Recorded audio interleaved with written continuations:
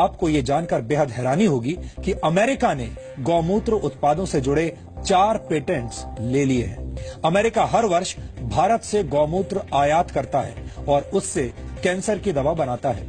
गाय का गोबर भी गौमूत्र की तरह ही मूल्यवान होता है। रासायनिक खाद के मुकाबले गोबर से बनी प्राकृतिक खाद के इस्तेमाल से कृषि योग्य भूमि की नमी 50% तक बढ़ जाती है, जिससे फसल अच्छी होती है। गाय के गोबर से बनी बायोगैस अमेरिका और जर्मनी जैसे देशों में गाड़ियों के ईंधन के तौर पर इस्तेमाल हो रही है और मशहूर कार निर्माता कंपनी टोयोटा गाय के गोबर से हाइड्रोजन फ्यूल बनाने की तकनीक पर भी इस वक्त काम कर रही है।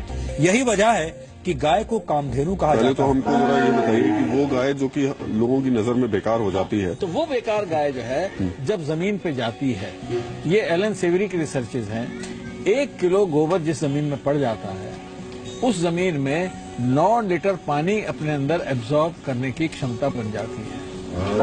और जब आप ये इमेजिन करिए कि वहां पे एक गाय 8-10 किलो गोबर छोड़ रही है, तो 100 लीटर पानी उस सॉइल के अंदर मॉइस्चर की तरह से एब्जॉर्ब रहेगा। और अगर साल ऐसा होगा तो इरिगेशन वाटर की तो जरूरत ही नहीं पड़ेगी। गौमूत्र भी हमने काफी 10 रुपये लीटर भी लगाए तो अभी 5 लीटर 50 के हिसाब में 8-10 हजार बीने का तो एक गाय आराम से आपको गोबर मूत्र दे सकती है।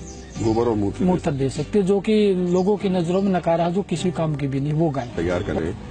इसके लिए बाकायदा किसी प्लांट की जरूरत है। ये देश में किसान हमारे जो हैं वो ऐसे ही गोबर से और गौमूत्र को मिलाकर के ये बायो वाटर तैयार कर सकते हैं। हाँ, इसके लिए ऐसा कोई जरूरी नहीं है कि आप किसी प्लांट से ही बायो वाटर लें।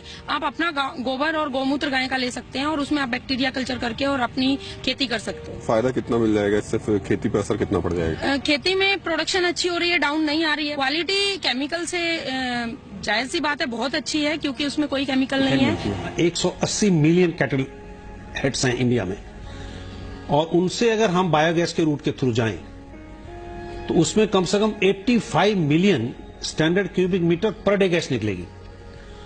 और उससे ज्यादा निकलेगा गोबर से कंपोस्ट, उसको बायो कंपोस्ट बोलते हैं या बायो मैन्योर भी बोलते हैं। तो एक रूट है कि बायो मैन्योर मिली खेती के लिए, और बड़ी खुशहाली रहेगी। ये यूरिया से 10 टाइम बढ़िया खाद है। इसकी जो उर्वरक शक्ति है मिट्टी की, वो हमेशा कायम रहती है, बढ़ती है रादर। तो ये खाद का काम आया। दूसरा, गैस निकली। तो ये गैस जो आपको बता रहा था कि अगर गैस निकाला जाए तो ये पूरे भारतवर्ष की जितनी भी गाड़ियां हैं, चाहे वो ट्रक हों, बसेज हों और वो गाड़ियां हों, वो इस गैस पे चल सकती है। कैंसर और HIV, hepatitis B, RP ulcer जैसे हमारे 99% रिजल्ट है। हमारे पास अगर कैंसर का पेशेंट का लीवर ठीक हो, खाना पीना खाता हो, हम एग्रीमेंट कर सकते हैं पेशेंट को ठीक करने का। आप साइन करके देते हैं? बिल्कुल साइन करके दे देंगे। हमारे पास यहाँ अगर छोड़ देंगे तो हम बिल्कुल 101% ठीक कर देंगे। कैसे ठीक करेंगे उसको? हम हमारी पद्धति से ठीक करेंगे, गोपैथी से, गौमूत्र से, और जो पंचगव्य से हम जो हमारी दवाई तैयार।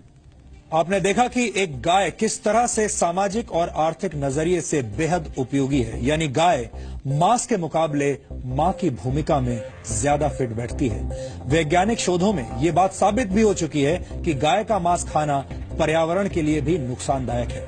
संयुक्त राष्ट्र के पर्यावरण कार्यक्रम ने गाय के मांस यानी बीफ को जलवायु के लिए नुकसानदायक गोश्त बताया है। अमेरिका की येल यूनिवर्सिटी की एक रिपोर्ट के मुताबिक बीफ के उत्पादन के लिए अन्य मवेशियों के मुकाबले 28 गुना ज्यादा जगह चाहिए होती है और ये ग्लोबल वार्मिंग में 11 गुना ज्यादा योगदान देता है। एक स्वीडिश स्टडी के मुताबिक 1 किलो बीफ पकाने में जितनी ग्रीन हाउस गैसेज का एमिशन होता है वो 160 किलोमीटर तक कार चलाने के बराबर होता है। इसका मतलब ये हुआ कि दिल्ली से आगरा तक कार से यात्रा करने से ग्लोबल वार्मिंग पर जो असर पड़ेगा वो 1 किलो बीफ खाने के बराबर होगा। बीफ उत्पादन जल संरक्षण के लिहाज से भी खराब है, क्योंकि गेहूं और चावल जैसी मुख्य फसलों के मुकाबले बीफ के लिए पशुपालन में करीब 10 गुना ज्यादा पानी लगता है।